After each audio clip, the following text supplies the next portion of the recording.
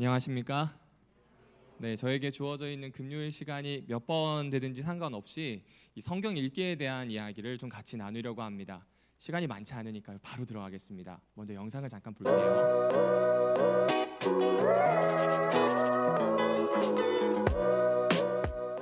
알람이 울린다.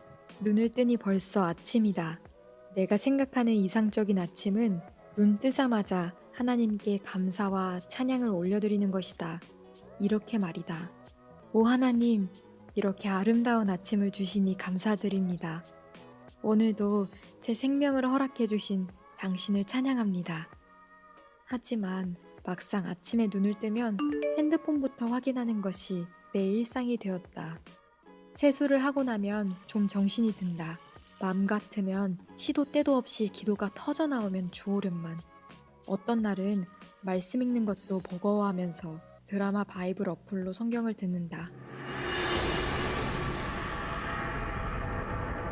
태초에 하나님이 천지를 창조하시니라. 그런데 신기하게도 성경을 계속 듣고 있으면 내 마음속에 깊숙이 자리 잡았던 불편한 마음이 사르르 녹는다. 다시 성경을 펴서 한 구절씩 묵상을 해본다. 유독 마음에 와닿는 구절이 생기면 그 말씀을 오늘의 말씀으로 삼고 나의 생각들을 태운다. 네, 얼만큼 공감하십니까? 어느 정도 공감하세요?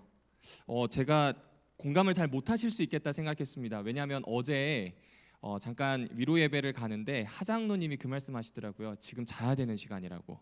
저녁 8시인데 주무시는 이유가 이제 새벽에 일어나셔서 일과를 시작하시는데 만약 그런 분이라면 지금 새벽에 일어나서 자기의 시간을 충분히 가지고도 나가실 것 같다는 생각을 했습니다. 근데 이게 하장로님만 그런 것 같지 않습니다. 저녁을 안 드시는 분들이 꽤 많더라고요. 그러니까 아침에 일어나서 성경을 읽는 분들이 많아서 어쩌면 이것이 좀 적절하지 않겠다 싶지만 사실은 이게 현대의 우리의 모습이긴 합니다. 그렇죠? 매일매일 읽는 거 쉽나요? 어렵나요? 읽는 거 어려워요? 쉬워요? 쉬워요. 근데 매일매일 돼요? 안 돼요? 그게 문제예요. 그게 문제입니다. 그래서 우리가 성경을 읽어낸다고 할 때 좋은 건 알아요. 그런데 매일매일 할 수 없는 게 문제입니다. 그러면 역으로 한번 질문 드려볼게요. 매일매일 해야 하나요? 확실해요? 왜요? 다시 여쭙겠습니다. 성경을 왜 읽으셔야 합니까? 이게 대답해 주시면 됩니다. 오늘 이게 설교보다는 사실 워크숍에 가까워서 왜 읽어야 할까요? 성경을. 각자 이유가 있으실 거잖아요. 말씀해 주십시오. 오늘을 살아야 되니까. 감사합니다. 또요? 예수님과 만나야 되고 하나님의 말씀이고요. 또요? 영혼의 양식이니까. 다양합니다. 다양합니다. 각자만의 이유가 있고요. 그 이유들 하나하나가 매우 아름다운 이유들일 겁니다. 그런데 여러분, 성경을 읽어야 되는 이유를 처절하게 이야기해 주는 선지자가 있는데 예레미야거든요. 예레미야가 이런 이야기를 합니다. 여호와께서 이같이 말씀하시되 지혜로운 자는 그의 지혜를 자랑하지 말래요. 그리고 그 다음에 나오는 거, 용사는 그의 용맹을 어떻게 하라고요? 그렇죠. 그리고 부자는 그의 부함을 자랑하지 말라고 이야기합니다. 자랑할 것은 딱 한 가지가 있는데 같이 읽어보실까요? 24절 시작. 자랑하는 자는 이것으로 자랑할지니 곧 명철하여 나를 아는 것과 나 여호와는 사랑과 정의와 공의를 땅에 행하는 자인 줄을 깨닫는 것이라.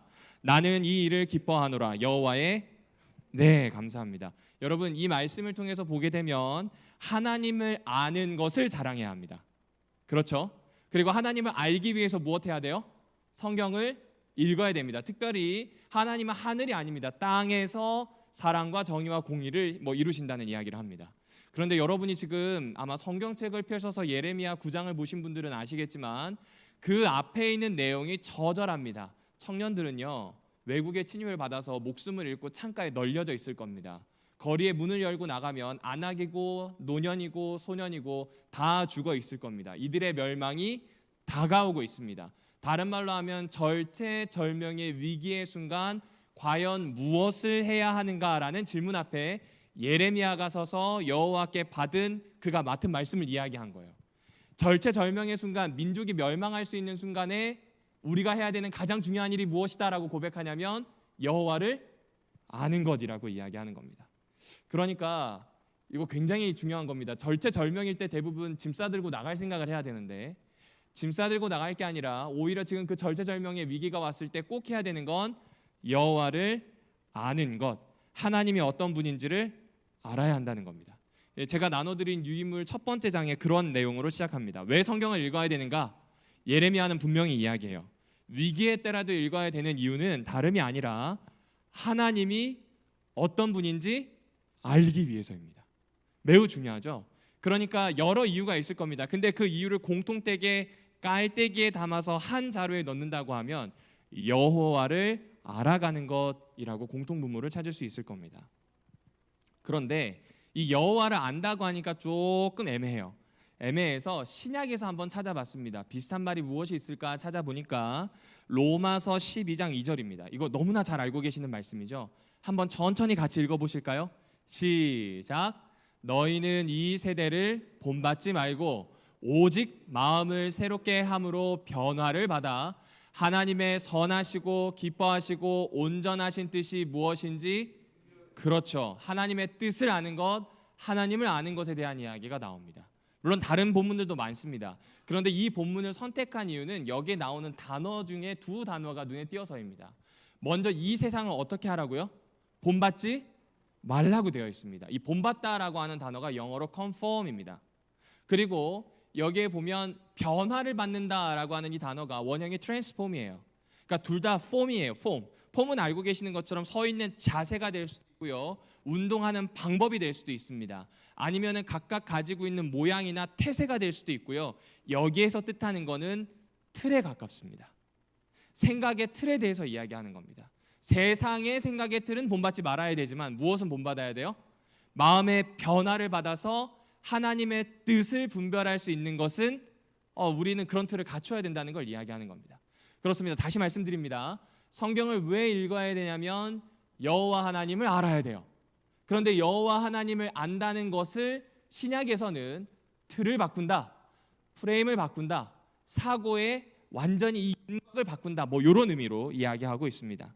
그리고 그것을 오직 마음을 새롭게 함이라고 이야기합니다. 자, 한번 가슴에 손 얹어 보실까요? 예, 옛날 사람들은 여기에 마음이 있다고 느꼈답니다. 따뜻한가요? 팔딱팔딱 뛰나요? 예, 대부분 여기에 마음이 있어요. 그래서인지 우리도 그렇고 옛날 사람들도 쉽게 마음은 좀 감정, 정서와 관련이 있나 보다라고 생각하실 수도 있어요. 그런데 이 헬라어를 보니까 이 마음이란 단어가 정서, 감정과는 별 상관이 없습니다. 그거는 좀 부차적인 의미고, 첫 번째 의미가 태도입니다. 다시요, 뭐라고요? 태도입니다. 그 다음 두 번째가 사고방식입니다. 어떤 거라고요? 사고방식입니다. 세 번째가 지적인 능력, 이걸 뜻하는 단어가 바로 마음, 누스라고 하는 단어입니다. 그러니까 감정적인 영역보다는 지적인 영역에 가깝습니다. 이 말은 똑똑해야 성경을 잘 읽는다, 뭐 도움은 되겠지만 그런 이야기가 아닙니다. 다른 말로 하는 건, 이 다른 말로 생각해 보면 똑똑해지라는 이야기가 아니라 생각하는 것에 대한 이야기를 하는 겁니다. 마음의 변화를 받는다는 건 이 생각이 바뀌는 거고, 생각하는 것에 대한 이야기를 하고 있는 겁니다. 이것이 하나님을 알아가는 사람들에게 일어나는 변화이고 하나님을 알아갈 때 필요한 것이다라고 바울이 소개하고 있습니다. 그러니까 다른 말로 하면 우리의 마인드 혹은 마인드 세트가 바뀌는 겁니다. 이것이 바로 마음의 변화를 받는 것, 여호와를 아는 것, 성경은 이렇게 이야기를 해주고 있습니다. 그럼 한번 여쭤보겠습니다. 여러분 마음을 다하고 계신가요? 오늘의 첫 번째입니다. 성경 읽을 때 태도가 바뀌어야 되고 틀이 바뀌어야 되는데 이 마음을 다해서 과연 읽고 있는가, 이것에 대한 질문입니다. 이것을 어떻게 할까 하다가 재밌는 이야기는 아닌 것 같습니다. 그런데 좀 와닿는 이야기라서 가져왔습니다. 여러분, 공자에게는요 한 3천여 명의 추종자가 있었다고 합니다. 그리고 그 공자는 3천여 명 중에서 한 70여 명의 제자들과 특별하게 학습 공동체를 꾸렸습니다. 그러니까 공자가 독특하고 정말 뭐라 그럴까요? 확실하게 자신의 이 정체성을 드러내고 또 좋은 족적을 남길 수 있었던 건 혼자가 아니라 제자들과 함께 했기 때문이에요. 공동체가 있었어요. 그런데 그 70명의 공동체 안에는 여러분이 잘 알고 계시는 자로도 있고요, 뭐 안현도 있고 유명한 사람들 많습니다. 그런데 제가 오늘 주목해보고 싶은 사람은 증삼입니다. 이름이 뭐라고요? 증삼. 딱 봐도 촌스럽죠. 이 사람 되게 촌스러워요. 공자가 뭐라고 표현했냐면 증삼이는 굼떠 이렇게 표현했어요. 이쁘게 표현해서 그렇지 꽉 막혔다는 소리겠죠. 느리다는 이야기입니다. 실제로 그랬어요. 70명의 제자들 중에서 그렇게 두각을 드러내지는 못했습니다. 자기의 사형인 안연이나 자로는 이름을 남길 만한 일을 했고요. 그 일 때문에 사람들에게 회자되었습니다. 그런데 그거 아십니까? 논어에 보면요, 다른 제자들은 다 제자의 이름을 썼는데 증삼이라는 제자만 증자라고 하는 이름을 얻었습니다. 이 아들 자자를 받은 건 굉장히 큰 족적을 남긴 위대한 사람이란 뜻이잖아요. 중국에서 공자의 제자 중에서 증삼만이 증자라는 호를 받아요. 그리고 이 증자라고 하는 친구 밑에 꽤 많은 제자들이 있었습니다. 나중에 중국의 유명한 고전 중에 하나인 효경의 저자가 바로 증삼입니다. 참 신기하죠? 다른 사형들보다 조금 뒤처지기도 하고 다른 사형들보다 조금 못나 보이는 이 사람이 나중에 봤더니 증자가 되었고 효경도 썼고 후대에 꽤 영향을 크게 미친 사람이 되었습니다. 비결이 뭘까? 비결은 한 가지였어요. 마음이었습니다. 뭐라고요? 마음이에요. 다른 제자들은요, 세상과 사람들에게 관심이 많았어요. 정치를 하려고 했고 제왕을 도우려고 했습니다. 그런데 증삼이는요, 세 가지 질문을 꼭 했습니다. 첫 번째 질문입니다. 사람들을 위해 일하면서 나는 마음을 다하였는가? 두 번째 질문입니다. 나의 친구들에게 한결같이 대하였는가? 세 번째 질문입니다. 배운 것을 내 것으로 만들었는가? 제대로 알고 난 후에 전해주었는가? 제대로 모르면서 입부터 벌렸는가? 무엇에 대한 이야기입니까? 너에 대한 이야기예요? 나에 대한 이야기예요? 나에 대한 이야기고 마음에 대한 이야기입니다. 마음을 훈련했던 사람입니다. 이 사람이 누구라고요? 증삼입니다. 그렇게 마음을 다하고 마음을 훈련하기 시작할 때 그에게 비로소 나중에 묵직한 사상과 여러 사람들에게 좋은 영향을 끼칠 수 있는 이런 이 영향력이 갖추어지게 되었다라고 볼 수 있습니다. 그렇습니다. 여러분도 책을 읽으실 때 생각해 주셔야 됩니다. 세상과 사람을 보고 읽는 방법이 있고요. 마음과 태도로부터 시작하는 책 읽기가 있습니다. 물론 책은 사물입니다. 책은 사물이기 때문에 기본적으로 우리가 이용하는 겁니다. 마치 제가 지금 노트북을 쓰고 있는 것처럼 이 노트북은 제 용도에 맞도록 제가 쓰는 거잖아요. 이용합니다. 책도 마찬가지입니다. 필요한 정보를 얻거나 여러분에게 각각 읽어야 될 이유에 맞춰서 그 책을 고르셨을 겁니다. 사물이니까요.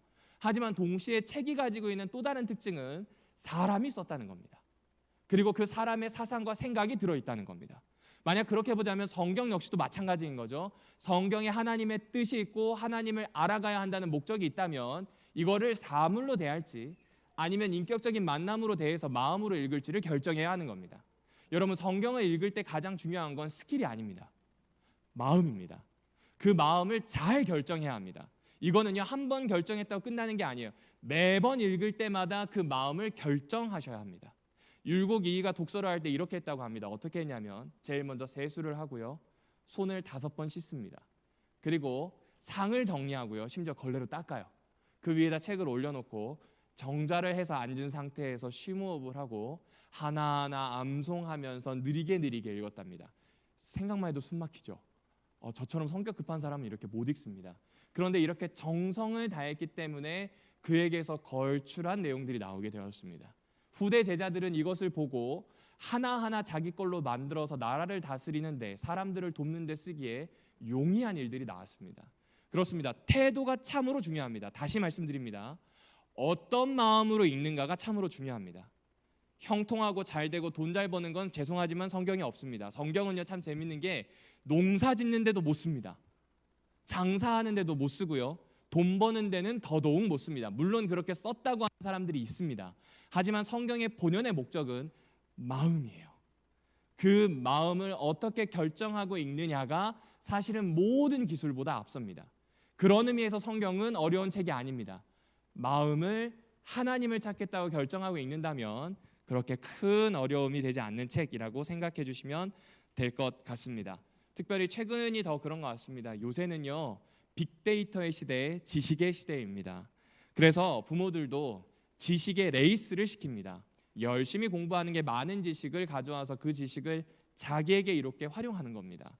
물론 좋은 방법인 것 같아요. 그런데 여러분, 지식은요, 모르면 배우면 되고요, 잘못 알았으면 새롭게 고쳐 알면 됩니다. 하지만 태도는 한 번 결정되면 바꾸기가 매우 어렵습니다. 아주 작아 보이는 성경을 읽는 태도도 그러합니다. 다시 여쭙겠습니다. 마음을 다하여 읽기를 원하십니까? 매번 성경을 읽을 때 마음을 다하여 여호와를 찾겠다라고 하는 마음을 잡아주시면 좋겠습니다. 이 글을 좀 가지고 왔는데요. 이 글을 읽을 때마다 사실은 제 머리통을 치는 글입니다. 인격이 나아지지 않는 것, 배워도 익숙해지지 않는 것, 옳은 것을 들어도 행동이 없는 것, 잘못을 반복하는 것, 이것이 나의 근심거리다. 공자의 말입니다. 그런데 이가 이 글을 읽고 밑에 이렇게 달았습니다. 만약 입으로만 읽고 마음으로 체득하지 않고 몸으로 실천하지 않는다면 책 따로 마음 따로이니 무엇이 유익하겠는가? 성경을 읽을 때 어떻게 읽으시는지, 성경을 읽을 때 내가 어떤 마음을 결정해야 될지를 오늘 이 자리에서 저와 함께 결심해 주시면 감사하겠습니다. 자, 그 다음에 두 번째입니다. 지금 보시는 것처럼 성경을 읽을 때 태도를 바꿔야 되는데 왜 그렇게 되었는지를 물어봐 주셔야 합니다. 이것은 한 이야기를 들려드리는 게 더 빠를 것 같습니다. 때는 1853년 러시아가 유럽을 침공했을 때의 일입니다. 이때 오스만 터키와 영국과 프랑스 등등 많은 연합군이 이 강력한 러시아의 군대를 맞아서 싸우게 됩니다. 그 싸웠던 장소가 크림 반도라서 이 전쟁을 크림 전쟁이라고 부릅니다. 그런데 이 크림 전쟁에 백의의 천사가 나타납니다. 누구일까요? 플로렌스 나이팅게일입니다. 이 나이팅게일은 백의의 천사라고 하니까 간호를 열심히 했던 사람으로 기억하시는데 사실 나이팅게일의 학위는 통계학입니다. 그리고 나이팅게일은 교육자이기도 했고요. 다양한 분야의 족적을 남겼습니다. 저도 이번에 알고 깜짝 놀랐어요. 그런데 이 나이팅게일이 군 병원에서 한창 일을 할 때 이런 질문을 했다고 합니다. 왜 전투에서 죽는 병사들보다 병원에 와서 죽는 애들이 더 많지? 이 생각을 한 겁니다. 그러니까 밖에서 죽는 친구들보다 후송되어서 왔는데 못 살아나가요. 후송되어 온 친구들 중에 42%가 죽어나가기 시작하는 겁니다. 100명이 왔다면 몇 명이 죽는 거예요? 42명이 죽는 겁니다. 이거 말이 안 되는 겁니다. 그래서 어떻게 할까 고민을 했습니다. 알고 계시는 것처럼 이 시절에는 위생에 대한 개념이 없던 때입니다. 그런데 위생에 대한 개념이 없는데 뭔가 간호 시스템에 잘못이 있을 거라고 직관적으로 판단을 합니다. 그래서 간호 시스템을 바꾸자고 자기의 상관에게 이야기하는데 된통 혼이 나요. 전쟁은 해야 되고 돈은 없는데 무슨 소리냐고 가라고. 그래서 안 되겠다 싶어서 왜 그렇지 하는 이 질문에 답을 찾으려고 본인이 가지고 있는 전공을 살리기 시작합니다. 주변에 있는 것들을 적어도 자기가 맡고 있는 환자들의 환경을 바꿔보기 시작하는 거예요. 손을 씻은 환자와 손을 씻지 않은 환자, 그대로 방치되어 있는 환자와 상처를 닦아준 환자, 이것들을 하나하나 노트에 기록하기 시작했습니다. 그리고 점점 그렇게 병원의 환경을 바꾸어 갔거든요. 그러니까 놀라운 통계가 나왔어요. 깨끗하게 닦기만 해도요 42%가 죽어나가던 게 2%로 줄게 된다는 걸 발견합니다. 이 데이터를 가지고 상관에게 갔습니다. 그러니 그 상관이 이걸 보더니 깜짝 놀라고 그 위로 또 올립니다. 그래서 결국 영국에서 이 나이팅게일을 군 병원을 담당하는 총 이 책임자로 삼게 됩니다. 여러분, 여기에서 이 사람이 얼만큼 잘 되었나가 중요한 게 아닙니다. 제가 제일 처음 말씀드렸던 것처럼 왜 그렇게 되었는지를 물어봤다는 겁니다. 마음의 태도에 있어서 제일 중요한 게 질문입니다. 이건 100번을 강조하고 1000번을 강조해도 지나치지 않습니다. 조금 있다가 질문을 해보실 거거든요. 그런데 질문을 할 때 가장 힘든 게 무엇이냐면, 죄송합니다, 저보다 신앙을 먼저 하신 선배들 중에 성경을 정말 요렇게 넘기시는 분들이 많아요. 심지어 저희 아버지는 제가 성경을 베고 자면 그 자리에서 그냥 뭐가 날아오는지 모르게 맞았습니다. 그만큼 성경을 귀중하게 여기신 태도는 좋습니다.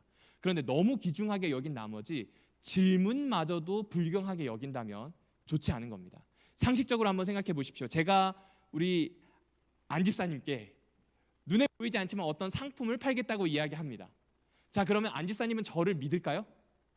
안 믿죠. 상품이 보이지 않는데. 보여달라고 할 겁니다.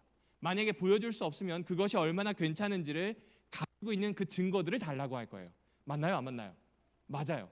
눈에 보이지 않는 하나님입니다. 눈에 보이지 않는 하나님을 믿는다라고 하는 건 그냥 믿겠습니다 결심으로 끝나지 않습니다. 필연적으로 질문하게 됩니다.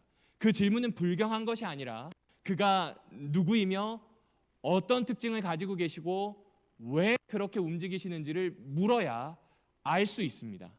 왜 그렇게 되었는지를 질문해야 하는 겁니다.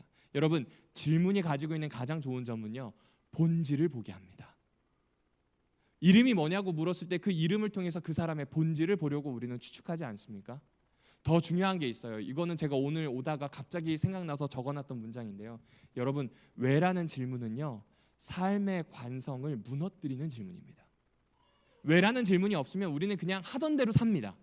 왜라는 질문이 없으면 그냥 그냥 살지 뭐, 좋은 게 좋은 거지 이렇게 하는데, 왜라는 질문을 하게 되면 멈추게 됩니다. 생각하게 되고요, 내가 지금까지 형성해왔던 모든 관성과 습관을 넘어서게 됩니다. 그래서 여러분이 꼭 해주셔야 되는 두 번째 태도는 마음을 다해 읽으시되 질문해 주셔야 됩니다. 다시 한 번 더 강조드립니다. 마음을 다해 읽어주실 때 어떻게 하셔야 된다고요? 네, 질문해 주셔야 합니다. 바보 같은 질문은 없습니다. 질문을 멈추고 바보가 되는 사람이 있을 뿐이다라고 강력하게 이야기한 찰스 스타인멘츠라고 하는 사람도 있었습니다. 이거는 좀 강해서 좀 표현이 그럴 수도 있는데 사실이 그렇습니다. 질문을 하셔야 합니다. 질문을 하셔서 점점 알아가는 것이 참 좋습니다. 그리고 이렇게 읽기 시작하시게 된다면, 이런 태도로 바꾸어서 읽기 시작하신다면 처음엔 조금 어렵지만 성경이 점차 재밌게 되실 겁니다. 제가 오늘 여러분과 같이 나누려고 하는 내용은 성서 읽기의 가장 초급 입문에 대한 내용입니다. 그래서 누구나 하실 수 있는 걸로 준비를 했습니다. 그래서 오늘 한 두 가지 정도만 말씀드리려고 합니다. 자, 첫 번째입니다. 성경을 읽을 때 구체적으로 이렇게 하십시오. 자주 멈추어 주십시오. 어떻게 하라고요? 자주 멈추어 주셔야 합니다. 성경을 읽을 때요, 자주 멈추라는 말은 내가 이미 알고 있는 내용으로 쭉쭉쭉 넘어가지 말라는 겁니다. 야곱의 이야기 웬만한 스토리 다 아시잖아요. 그러니까 이렇겠지 넘어가지 마시고 왜? 라는 질문을 가지고 정성을 다해 멈춰 주십시오. 자주 멈추고 생각해야 성경이 내 것으로 들어옵니다. 다시 말씀드립니다. 여호와를 알기 위해서 읽습니다. 여호와를 알미 삶의 최우선순위가 되는 사람이 바로 그리스도인입니다.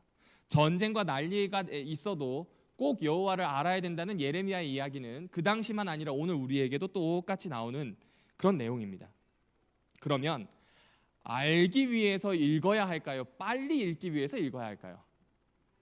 그렇죠. 이게 너무 쉽죠. 그런데 의외로 우리는 실수를 많이 합니다. 빨리 읽기 위해서 혹은 이걸 빠르게 통독하기 위해서 성경에 있는데 많이 집중을 합니다. 이게 불경 외우는 것과 조금 다르지 않고 좀 비슷하지 않나 하는 생각을 해봅니다. 불경은 어쨌든 한번 외우는 것 자체가 공력이 된다고 생각하는 우리네 신앙과 이 문화 배경에 있어서인지도 모르겠습니다. 그런데 그건 좀 뒤로 두시고 자주 멈춰 주시고 알기 위해서 읽겠다 결심해 주시면 좋겠습니다. 사실 이렇게 말씀드리면 목사님 성경은 분명한 책입니다 라고 말씀하시는 분들이 있더라고요. 그래서 하시는 이야기가 가라라고 하면 가면 되는 거 아닙니까? 라고 이야기하십니다. 맞습니다. 그것도 좋은 방법입니다. 그런데 가라라고 했을 때 지금 하나님이 나에게 가라고 하는 건지 아니면 성경 인물에게 가라고 하는 건지 확인해 주셔야 합니다. 그리고 이 가라라고 하는 것과 가지 말라는 내용을 너무 빠르게 나에게 적용하면 좀 어렵습니다. 가라라고 하는 내용을 들었을 때 그렇지, 그러면 가야지, 그럼 무조건 밀어붙여야지. 글쎄요, 어떤 일을 하실 때 이렇게 하시는 분 거의 안 계실걸요. 그런데 희한하게 성경을 읽고 삶에 적용할 때는 그냥 있는 그대로 하시려고 합니다. 좋은 열정이기는 하지만 이렇게 되면 성경은 끊임없이 우리에게 뭔가 암호를 주고 뭔가 이렇게 새로운 것을 알려주고 우리가 알지 못하는 신비를 풀어주는 책쯤으로 되게 됩니다. 다른 말로 하면 그냥 암호책일 뿐입니다. 21세기를 살아가는 우리에게 있어서 성경은 그런 책으로 하나님이 주셨다고 생각하지는 않습니다. 성경은 생각보다 간단하지 않은 책입니다. 왜냐하면 성경은요, 하나님의 말씀인데 동시에 사람이 쓴 글이기 때문에 그렇습니다.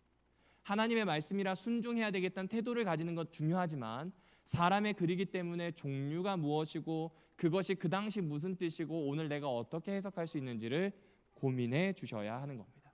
그래서 성서를 읽는다는 건요, 그날 최선을 다하고 부지런히 살겠다는 결단과 적용으로 빠르게 달려가시는 게 아니라 다시 말씀드리지만 멈추는 연습을 하시면서 읽으셔야 합니다. 은혜 받기 위해서 스스로를 몰아붙이지 마십시오. 순종하는 원리를 찾기 위해서 고집하지 마셔야 합니다. 자주 멈추고 자주 생각하고 자주 메모하고 참으로 느리게 읽으셔야 합니다. 그렇게 읽는 이유는 여호와를 알아가기 위해서입니다. 더 중요한 거요, 독특한 해석이 아니라 무엇을 말하고자 하는지를 좀 찾아봐 주셔야 합니다. 자, 그러면 자주 멈춰야 된다는 건 이제 알게 되었습니다. 그럼 도대체 이제 어떻게 읽어야 할까요? 어떻게 읽어야 될까요? 여러분, 성경을 읽을 때 저는 이렇게 설명드립니다. 3인칭으로 읽고요, 1인칭으로 읽고요, 2인칭으로 읽어 주십시오. 유인물에도 있는데 메모하셔도 좋습니다. 3인칭은요, 그때 그곳에서 그 사람들에 대한 내용을 찾아보시는 겁니다. 배경을 알아보는 거예요. 왜 그 말을 썼는지를 찾아보는 겁니다. 이게 참 중요합니다. 그리고 이 작업을 많이 하는 사람들이 누구냐면 신학 교수들입니다. 그때 그 장소에서 무슨 일이 있는지를 가장 많이 연구하는 분들이 이분들이에요. 그 다음에 1인칭으로 읽어주시면 좋겠습니다. 1인칭은요, 그 이야기가 혹은 그 말씀이 오늘 나에게 무엇을 의미하는가라는 질문입니다. 다시요, 이 성경 본문이 오늘 나한테 무슨 의미지? 이것이 1인칭입니다. 이거를 가장 많이 하시는 분들이요, 누구냐면 바로 수도원에서 영성을 쌓아가는 수도사들입니다. 도대체 이게 나한테 어떤 의미일까 고민을 아주 많이 하거든요. 대표적으로 수도원 영성입니다. 그리고 마지막으로 가야 되는 단계가 2인칭입니다. 그것이 나에게 어떤 의미인지 알았어요. 그러면 당신과 혹은 친구인 너와 어떻게 나눌지를 결정하셔야 됩니다. 그런데 만약에 앞에 있는 이 과정을 다 건너뛰고 이것만 2인칭만 하게 되면요, 몽둥이가 되는 거죠. 지금 앞에 와이프가 앉아 있는데 자기가 내가 성경을 읽어보니까 자기 그렇게 살면 안 될 것 같아, 이렇게 얘기하는 겁니다. 부드럽게 이야기하면 이런 거겠죠. 성경을 읽어봤는데 이런 거 있더라. 몽둥이로 쓰는 겁니다. 대부분 성경을 읽을 때 어떻게 읽으시냐면 3인칭, 1인칭, 2인칭의 순서로 읽지 않고 이렇게 읽으세요. 오늘 나한테 뭐가 와닿는지, 그 다음에 그걸 너랑 어떻게 나눌지. 때로는 특별히 부모님들이 많이 하시는 실수인데 나에게는 없어요. 자식 혹은 배우자 너만 있습니다. 그러니까 읽으실 때 이걸 기억해 주십시오. 그때 그 당시가 어떤 의미가 있었을까? 나에게 오늘 어떤 의미인가? 그리고 당신과는 무엇을 나눌 것인가? 이 순서로 꼭 읽어주시면 좋겠습니다. 자, 그러면 오늘의 마지막입니다. 그 성경 독법을 좀 더 자세히 해보겠습니다. 그때 그곳, 그리고 지금 여기까지 오는 과정을 한번 같이 해보겠습니다. 여러분, 잠언 18장 13절에 보면 이런 얘기가 나옵니다. 사연을 듣기 전에 대답하는 자는 미련하여 욕을 당한다라고 합니다. 이게 바로 그때 그 당시의 이야기를 들어야 하는 이유입니다. 제가 한 번은 제 친구랑 같이 이야기하는데 제 친구가 이야기할 때 제가 잘라 먹었어요. 너무 시간이 없어가지고. 그래, 그거지? 아니 그게 아니라 막 또 설명하더라고요. 그러니까 이 말 아니야. 아니라니까. 왜 넌 내 말을 안 들어? 라고 이야기하더라고요. 알고 봤더니 A부터 Z까지 다 사정이 있고요. 그 사정 때문에 제가 도와야 된다는 이야기였어요. 근데 저는 그 도와야 된다는 이야기가 아니라 얘가 뭘 잘못했나? 얘가 이렇게 했나? 빠르게 판단하고 빨리 끝내고 싶었어요. 저는 빨리 가야 되니까. 사연을 듣지 않으니까 결국에는 친구와의 관계에 있어서 좋지 않은 일이 되게 되는 겁니다. 여러분은 어떠십니까? 관계뿐만 아니라 성경을 읽을 때도요, 사연을 들으셔야 돼요. 그때 그 장소에서 무엇이 있었는지를 찾아서 보아야 할 필요가 있습니다. 목사님, 그러면 그거 신학생 아니면 신학을 전공한 사람들 하는 거 아닙니까? 라고 하는데 아닙니다. 어떻게 읽으시면 되냐면요, 안 하시는 게 두 가지만 있으면 됩니다. 첫 번째입니다. 해설서를 먼저 읽지 말아 주십시오. 다시요, 뭘 읽지 말라고요? 해설서를 먼저 읽지 말아 주십시오. 그 다음에 두 번째 하지 않으시면 되는 겁니다. 눈으로만 읽지 마십시오. 뭐로만 읽지 말라고요? 눈으로요. 무엇으로 읽으셔야 되냐면 입으로 읽으셔야 합니다. 다시요, 무엇으로 읽으셔야 한다고요? 입으로 읽으셔야 합니다. 성경을 입으로 읽기 시작하면요, 듣게 됩니다. 그 언어가 익숙해져야 됩니다. 입으로 읽다 보면 이게 입으로 안 맞아요. 그래서 입으로 하나하나 다 맞춰지고 나면 그 다음에는 이거 무슨 내용이지? 다시 또 입으로 읽게 됩니다. 그러니까 이렇게 하는 이유는 선택적으로 듣는 데 익숙한 내가 제대로 듣도록 하는 겁니다. 이게 첫 번째입니다. 다시요, 지금 여기에서 여러분들은 최선우 목사가 하는 설교를 듣기로 결심하셨어요. 주변의 소리가 안 들리실 거예요. 그런데 조금만 생각해 보시면 이 앞에서 돌아가는 선풍기 소리 들리고요, 우와라고 하는 우리 어린이의 목소리도 들립니다. 자박자박 걷는 소리도 들리기도 하고요, 미세하게 나는 에어컨 소리와 뒤에 방송실에서 나오는 팬 도는 소리도 있습니다. 맞나요? 그리고 그 외에 그냥 사는 소리도 있습니다. 백색 소음도 있어요. 그런데 지금 우리는 선택해서 듣고 있어요. 선택해서 듣는 것을 막는 좋은 방법이 무엇이냐면 입으로 읽으시는 겁니다. 입으로 차분히 읽기 시작하면 그 내용에 대한 이해가 먼저 생기게 됩니다. 그 다음에 배경을 찾으셔도 늦지 않습니다.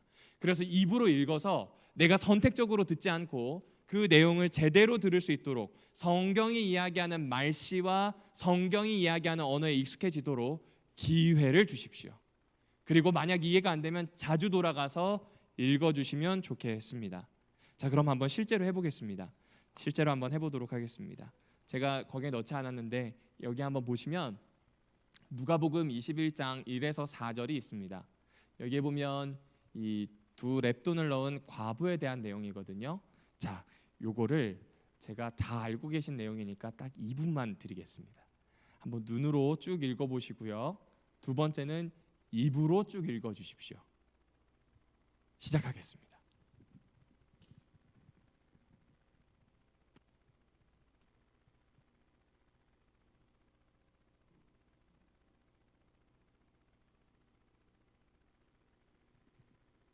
자, 이제 눈으로 다 읽으신 분은 입으로 읽겠습니다. 시작.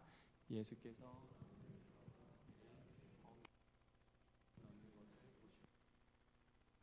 가난한 과부가 두 렙돈 넣는 것을 보시고 이르시되 내가 참으로 너희에게 말하노니 이 가난한 과부가 다른 모든 사람보다 많이 넣었도다.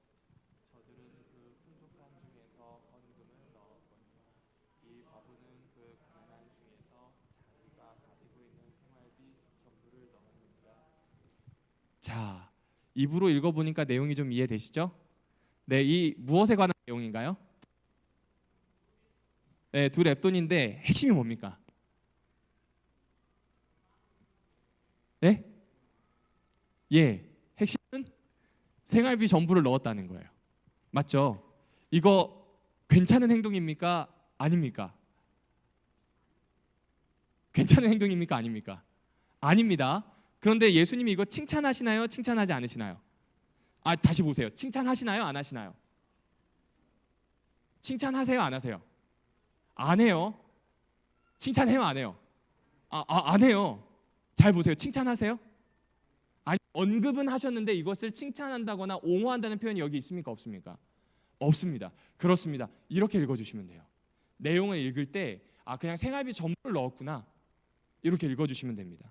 그러면 이제 그 다음에 하셔야 되는 작업이 뭐냐면요, 이 이야기의 앞뒤를 읽어주셔야 됩니다.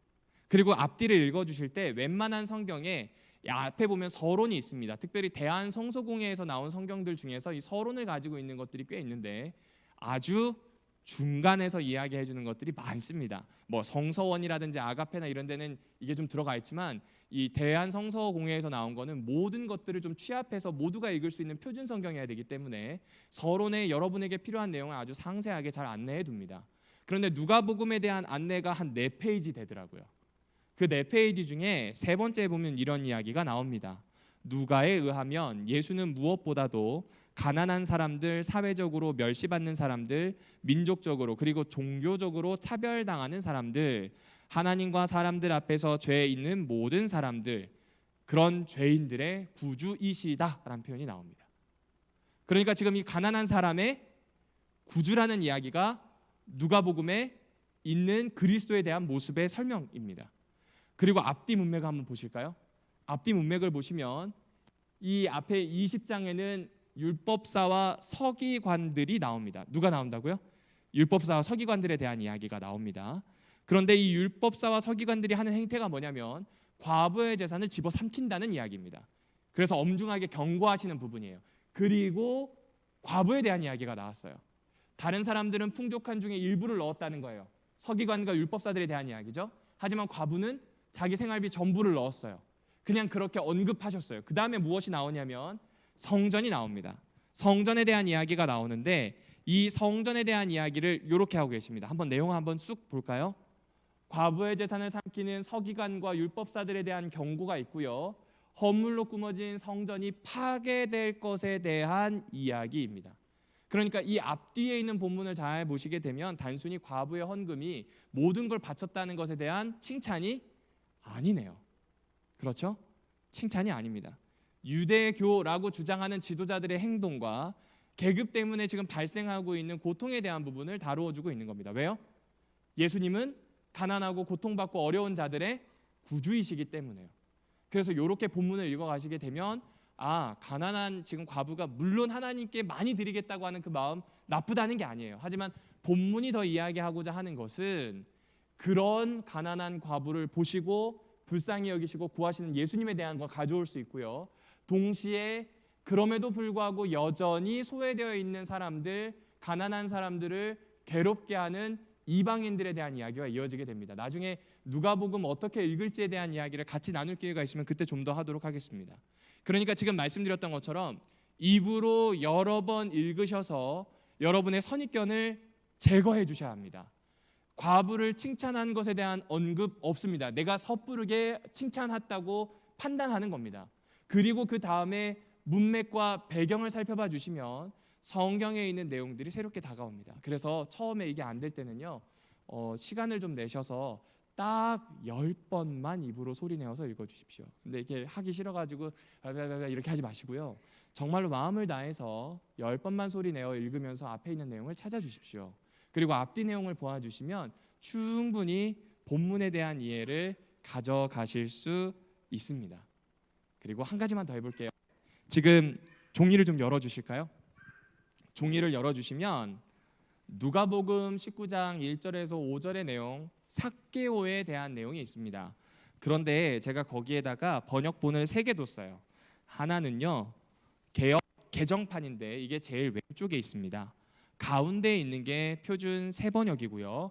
제일 오른쪽에 영어로 되어 있는 NIV를 놓았습니다. 자, 영어를 잘해서가 아니라 가끔 영어가 도움이 됩니다.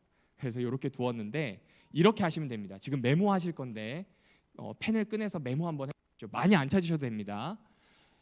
개역 개정 성경과 다르게 표현하는 부분을 한 가지만 찾아주십시오. 개정 개역과 다르게 표현하는 부분을 한 가지만 찾아주십시오. 뭐 2가지, 3가지 찾으셔도 됩니다. 그 다음에 두 번째 과제입니다. 두 번째 과제는 왜라는 질문을 한번 붙여봐 주십시오. 다시요. 개역 개정 성경과 다른 거 찾으시고요. 왜라는 질문을 붙여봐 주십시오.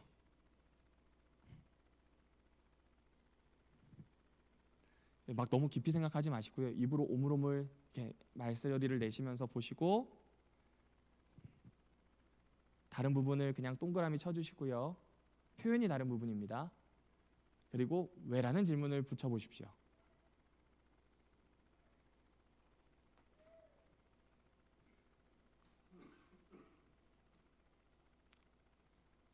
네, 혹시 인터넷으로 보고 계신 분들은 지금 실시간 방송 아래쪽에 구글 문서를 URL로 붙였습니다. 필요하신 분들은 그걸 보시면 되겠습니다. 자, 다 한 가지씩은 찾으셨죠? 표현이 다른 부분이요. 조금 더 시간이 필요할까요?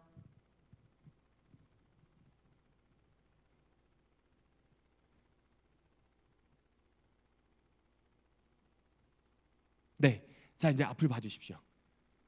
누가복음 19장 1에서 5절을 제가 이렇게 대조해 놨습니다. 하나는 개역 개정판이고요. 여러분 보시기에 왼쪽 편입니다. 그리고 오른쪽이 표준 새번역입니다. 여기에 보시면 1장에 있는 내용은 1절에 있는 내용은 그렇게 크게 뭐 다르지 않아요. 근데 2절에 보면 삭개오라 이름하는 자라고 되어 있고 삭개오라고 하는 사람이라고 되어 있습니다. 비슷한데 조금 다르죠. 그냥 표시를 해놨어요. 그리고 어떤 사람인가 보고자 하되라고 되어 있습니다. 그런데 표준 새번역에서는 보려고 네, 그런 표현이 추가되어 있네요. 그리고 앞으로 달려간다는 표현이 나와요. 예수를 보기 위해서 앞으로 달려간다는데 예수 앞으로 달려가는 건지 어떻게 되는 건지 잘 표현이 안 돼 있습니다. 그런데 표준 새번역에서는 예수를 보려고 어떻게 달려갔대요? 앞서 달려갔다는 표현이 나옵니다. 그렇죠. 이런 걸 찾으시면 됩니다. 거기에다가 왜라는 질문을 붙여봐 주시면 됩니다. 왜 앞서 달려갔을까? 왜 나무 위에 올라갔을까? 이 질문이면 됩니다. 그리고 5절에 보게 되면 예수께서 그곳에 이르사라고 하는 표현이 나옵니다. 그런데 여기에서 보면 이르러서 쳐다보시고 다음에 지금 보게 되면 삭개오야 내려오라는 표현이 나옵니다. 그렇죠? 이렇게 마무리가 됩니다. 그래서 저는 여기에서 왜 앞서갔지? 왜 올라갔지? 라는 질문을 해봤어요. 그리고 예수님이 삭개오의 집에 가겠다고 하는데 왜 이렇게 반가워하지? 제가 만약 오늘 지금 박영익 장로님 계신데, 장로님 제가 오늘 좀 방문해도 되겠습니까? 예배 후에? 라고 하면 박영익 장로님 벌써 표정으로 이야기하셨어요. 왜? 라는 이야기를 하셨거든요. 그런데 지금 삭개오는 이 시간이 언젠지 모르겠지만 당장 가자라고 했을 때 뭐라고 얘기해요? 되게 기뻐하죠? 이유가 뭔지 한번 생각해 봤습니다. 여러분 이제 하나씩 정보를 좀 찾아볼게요. 왜라는 질문을 찾았으니까 이제 정보를 찾을 겁니다.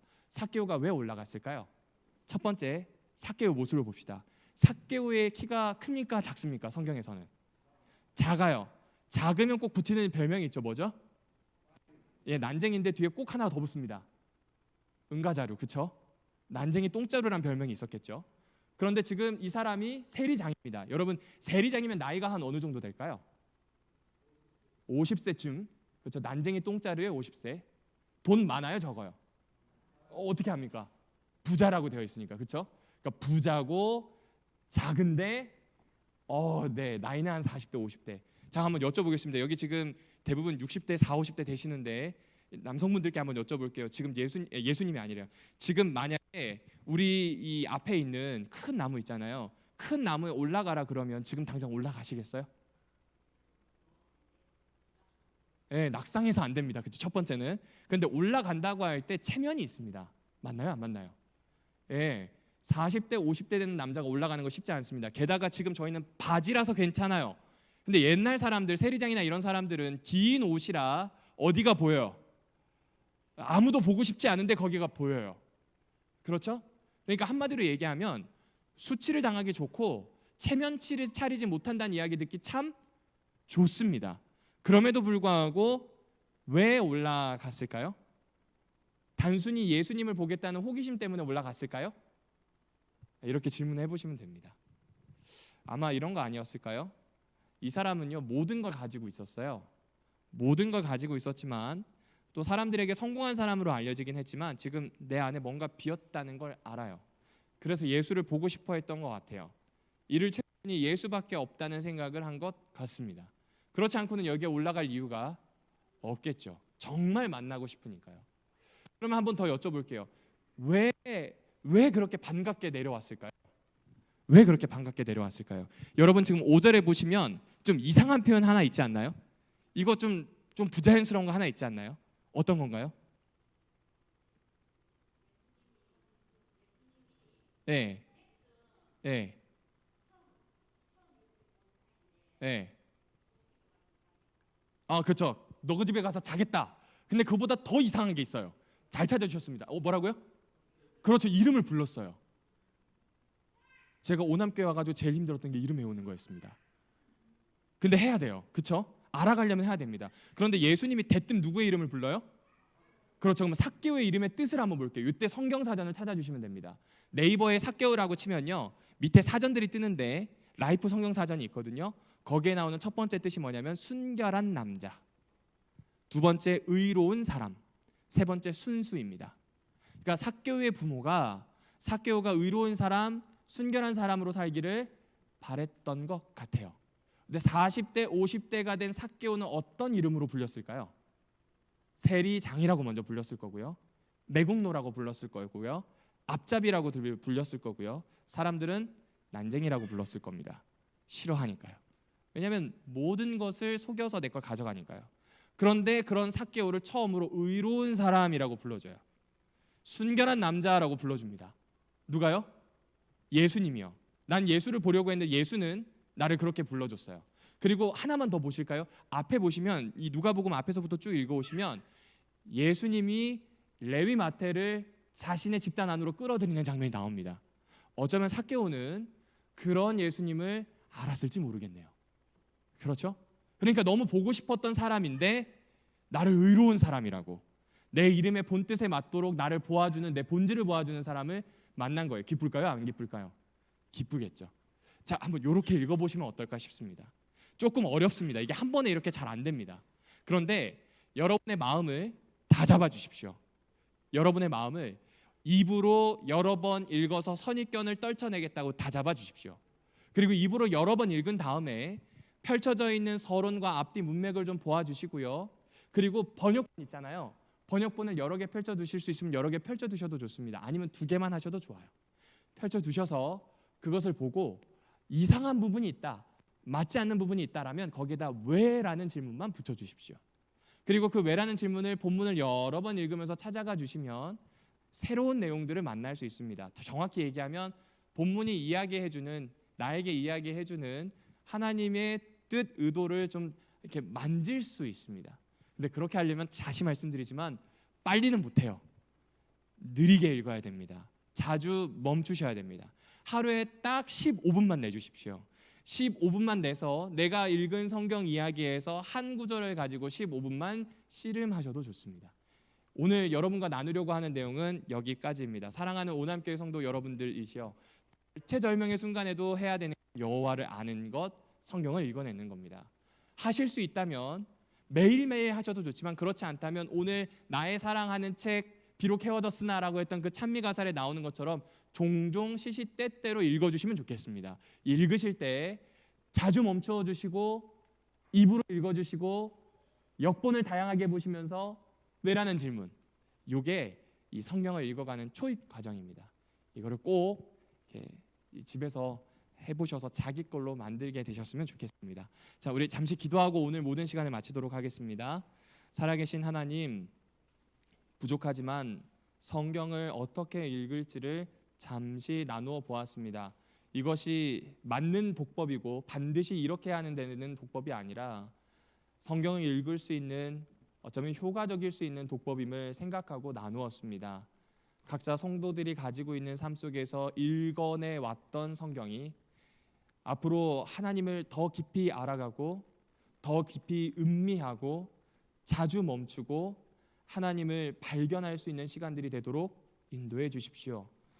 저희 안식일 이 시간으로 들어가오니 하나님, 저희에게 은혜와 평안을 허락하여 주시고 쉼을 허락하셔서 이 하루 온전히 주님과 동행케 하여 주시옵소서. 예수님의 이름으로 간절히 기도합니다.